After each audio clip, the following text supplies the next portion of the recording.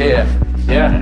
How's it going, Jimmy? Good, Josh. Thank you. Well, I'm here, Josh Hodges with Around Town. I think episode 7 here with Jimmy Foliano, executive director of Ticket to Hope. Yeah. Or Ticket for Hope. Ticket to Hope. Ticket to Hope. Yeah. All right. Just to start, when I was a kid, they used to have those books. They probably still do. Guinness Book of World Records books. And when 10-year-old, 11-year-old boy looking through that, anything in there, even the dumbest things, are pretty impressive. Like, man, world record, and you're trying to set a world record. So what are you trying to do?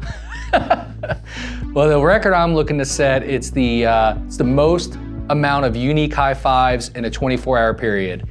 And I'm like you. I grew up, used to have those big, thick books, and it'd have the longest fingernails and the longest neck and just all these crazy records. Yeah.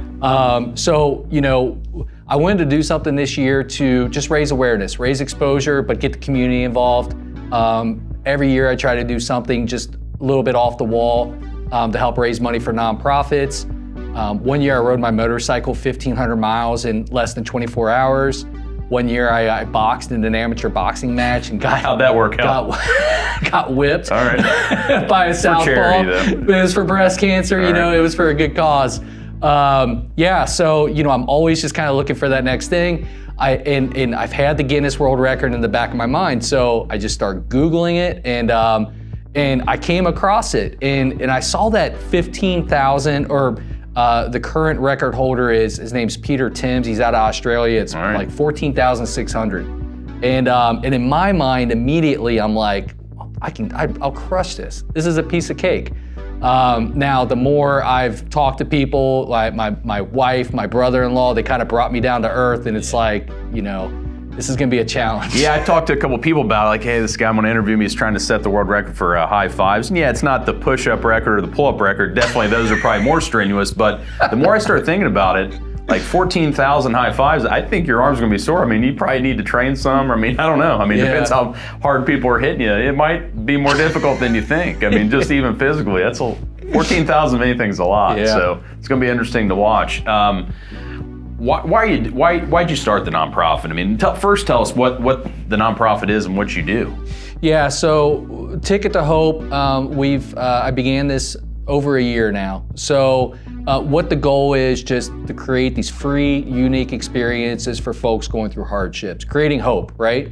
So when I was younger, we were middle-class family. Dad worked, but we could afford the nice things in life, whether that's just going to a Reds game when we wanted to go, or the new pair of Jordans that would come out.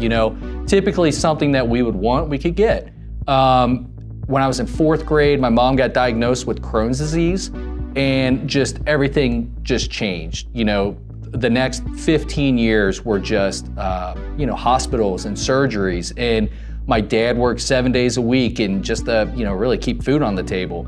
My sisters and I, we're blessed to have family and friends that would take us in, during the day or through the summers. But we were shuttled kind of from place to place, and these little events like a Reds game that used to just be, we could do it at the drop of a hat. They became a big thing, and my dad would come home once a year with tickets to the Reds. And I would remember he'd put them up on his shelf, and that's when they had the hard tickets and the colored seats on them and the team logos. And man, I would walk by those for a week, just back and forth. And I'd look at the tickets, and it'd be a big deal. And I remember that, and it impacted me. Going from not being able to attend something like that to having that opportunity to just sit in the crowd and just take a deep breath and be greeted by an usher. That's what I'm trying to give back to our communities. That's what I'm trying to just allow these kids and even adults that don't have that opportunity, give them a couple hours, right? And just let them get there, kind of clear their minds, let them know that there's more to life than maybe what they're dealing with at this present moment. Okay, yeah, and first off, we should shout out BTW for letting us shoot the interview here. Yeah. You don't have like a facility with a nonprofit or anything, so they were nice enough to let us shoot in this nice studio room with all the pretty murals. Yeah. And I think you're getting some tickets for some of the kids who attend their program here to go to a game. What's going on with that? Yeah, so we were blessed with a grant from the Hamilton Community Foundation. in which that we're going to be able to send 250 of our Hamilton residents here to a Dayton Dragons game, including transportation. So we're setting up Booker T. Washington with 100 tickets. I've got 2 buses that are going to come here, pick up all 100 kids and chaperones, drop them off at the front gate, let them enjoy a Dragons game. I'm working with the Dragons right now. They're talking about, they'll definitely get the kids on the scoreboard. They're gonna, potentially they're talking about giving them a stipend or allowance for concessions, and just giving these kids just the night of their lives, right? I've been blessed to work with the Cleveland Monsters up north. They're an affiliate of the Columbus Blue Jackets. Phenomenal organizations, and we've sent probably 1,200 people to one of their games to date. And the testimonials I get back are kids never been to anything like a hockey game before, and just the fact that they could go there, they could sit and just scream at the top of their lungs for 2 hours, or get on the Jumbotron and just experience this. It changes lives. I mean, it really does. I mean, it seems like not a big deal to a lot of people to go to a Reds game or something, but to some people it is a huge deal. And a lot of people just can't afford it, or their parents are working, multiple jobs just to make ends meet, and they don't have, the time or the energy to get to a game. And, you never know what can spark in a kid just one fun day, or even if it's just a break from a tough life in general, just to have fun once. It's a big deal. It's not all sports though. I know you get tickets to all kinds. Not everybody wants to go to a Reds game, maybe, or a Dragons game. What other kind of events have you done in the past? Yeah, very blessed early on, partnering with MEMI. They are the marketing machine behind Riverbend Music Center, PNC Pavilion, and more. We were able to send last season 350 individuals to concerts, in which, like you mentioned, the arts. It's just opening up these possibilities for these kids that they may not experience something like this, and who knows where that can take them. The Fit and Art Center, museums, the zoo, Kings Island, just anywhere where I can reach out to an organization, let them know the community that I'm trying to impact, and for the most part, they've been very generous in trying to help me piece something together. And I know you told me, kind of riffing off that, you're not from Hamilton originally, and you moved here recently, and you told me, prior when we were talking a week or two ago about this, that how many people in Hamilton have helped you meet other people in Hamilton, how the community's kind of rallied around you and always been someone to point you in the right direction. Yep. Kind of speak a little bit more on that if you could. Yeah, everybody. When I started this over a year ago, I would be firing off probably 100 emails every morning, just to these organizations, just letting them know what I'm trying to accomplish, and just to talk to them and say, hey, look, this is what I have, this is what I'd like to work with you on. Every single person that I talk to, I ask, who else do you think could benefit from this? And I was just mentioning to Miss Ebony Brock here at Booker T. I had coffee with the gentleman yesterday. He's very into volunteering in the local area. He says, reach out to Pastor Shack over at Hype. I talked to Pastor Shack. She's got somebody I can reach out to, and it just grows. And it's this giant, almost underworld community of people that are trying to give back, that are trying to make a difference in people's lives. And I'm not from Hamilton. I'm from the East Side. I'm from Eastgate. This is a whole other world from where I'm from. Yeah. I moved here with my beautiful wife Molly. We're half mile from Grandma and Grandpa, and we're just trying to make an impact on the city and the community. And it's an amazing area. It truly is. So many amazing people. Yeah, it seems like the more you kind of give back, more people. A lot of people here will support you. Yep. I'll say that about Hamilton for sure. How can people, if they watch this video or they see in the newspaper, I know the Journal ran something about your record attempt today or yesterday. What can an ordinary person in Hamilton do if they want to help you in this mission? Yeah. So transportation is the biggest hang up from individuals being able to receive a ticket to hope, right? So I very well could have 50 tickets today to, say, a Dayton Dragons game, and I could reach out to organizations, just for example, such as Booker T. Washington. They just don't have the means to get these individuals from point A to point B safely and efficiently. So that is where, the majority of the incoming donations have gone to date. And they can visit our website, tickettohope.com. There's plenty of areas on there where you can make a safe deposit via Venmo.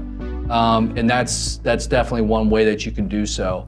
They can just give some money toward transportation? Absolutely. Okay. Yeah, giving money to the 501c. So we're a 501c3.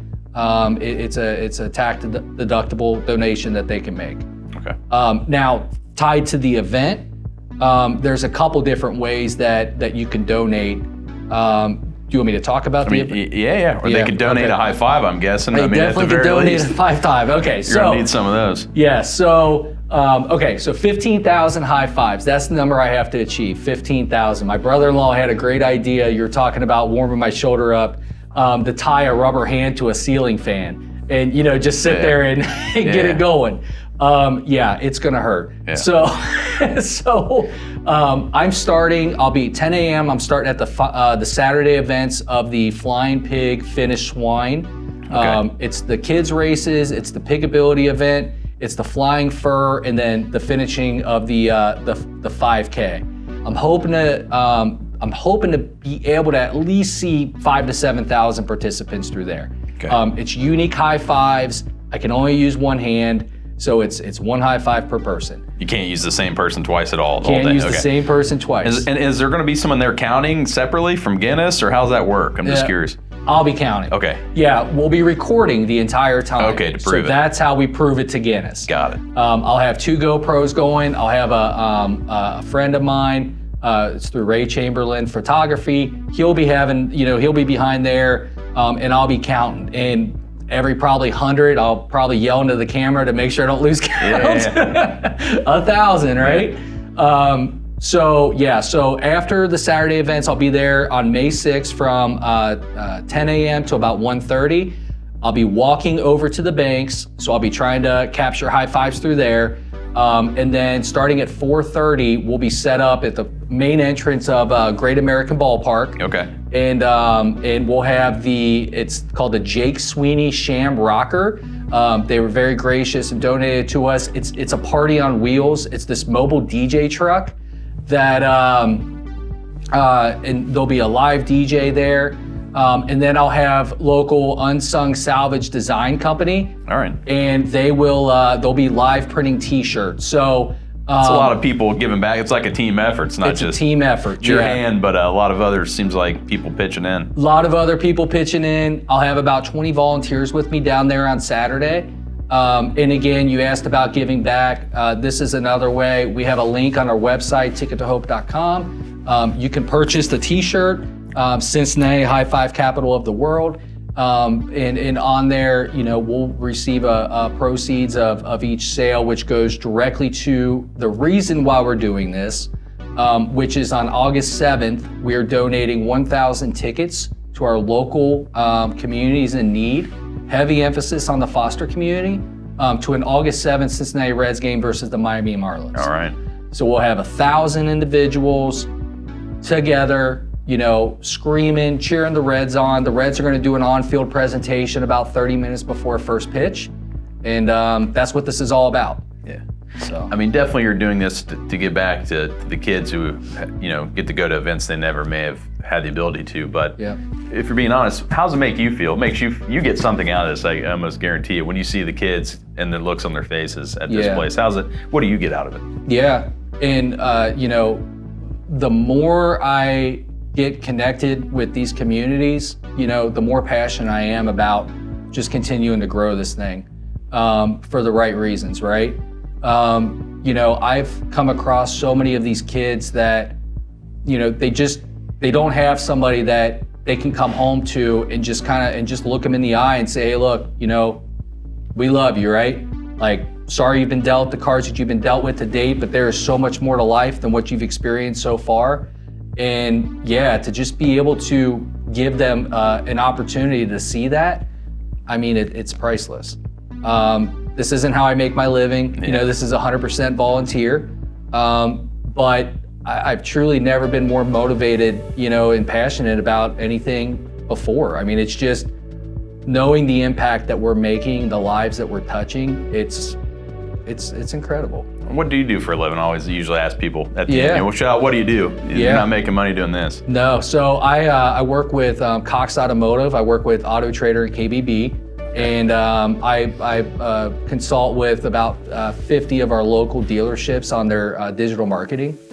I've been with Cox now for a little over 7 years. The majority of the time I've spent with Manheim, the auto auction. Okay. So it's a phenomenal company, very supportive of what I do, and yeah, so that's how I make my living. All right. Yeah. Well, man, I really appreciate you sitting down with me. You have anything else to add? If not, just usually when I shake someone's hands, I'm gonna have to give you a high five, man. You're gonna need some practice. All right, man. Give a good one. All right. Yeah. Good luck, buddy. I might come down there and see you. That'd be great. Thank you. Yeah. That was great, guys. That was good. Was it good? That was really good. Man, my phone was going off. Yeah, I'm it's all right. sorry. You'll be able to edit it out. You don't think you'll hear it? I don't think so. Yeah. I've got like 6 mics back.